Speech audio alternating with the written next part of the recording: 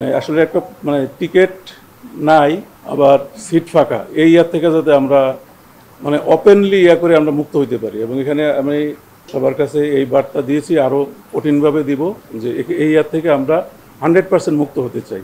এটা আমাদের একটা টার্গেট। আমরা খুবই ফোকাস হতে চাই যে টিকেটিং এরিয়া নিয়ে যাত্রীদের ইয়া থাকে এই প্রশ্নের। আমরা এখানে আসলে এটার পুরাপুরি সলিউশনের জন্য আমরা এগিয়েছি এবং সেখানে ডিজিটাল যোগ করা হয়েছে।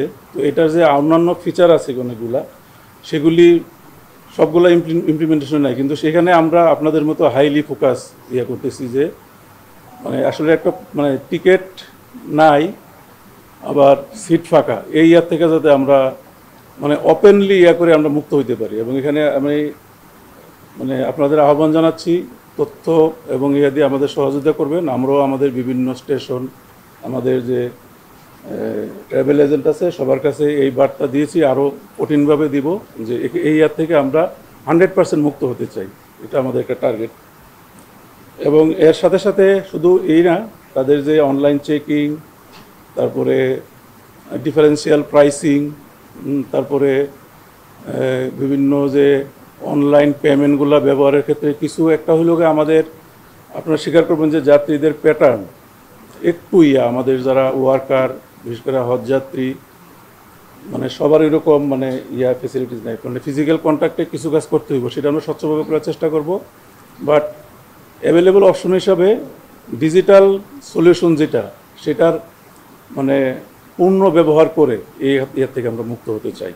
নগদের কাছে সব গ্রাহকই প্রিয়, তাই তো সারা দেশে ক্যাশ আউট চার্জ সবচেয়ে কম।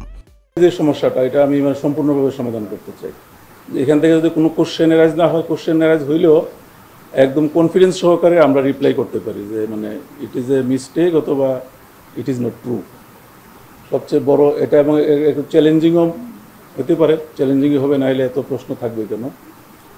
আর আমাদের অন টাইমস পারফরমেন্সকে আরও করা, হ্যাঁ, এই along with many other things, এই দুইটাকে আরও ফোকাস করবো। আর একটা হলো আমাদের এক্সপানশন যে প্ল্যানটা আছে, এটা আসলে আমরা প্ল্যানিংয়ে একটু ব্যাকে আছি আর কি, যেরকম সংখ্যা এবং যেই কাজ করতে হবে সেটাকে ফুলফিল করা। এই তিনটা challenging, but will পারসু behind this. মূল ইয়াটা তো হলো সার্ভিসটা আপ টু দ্য মার্ক হয় কিনা, এটাই তো কনসিডারেশন।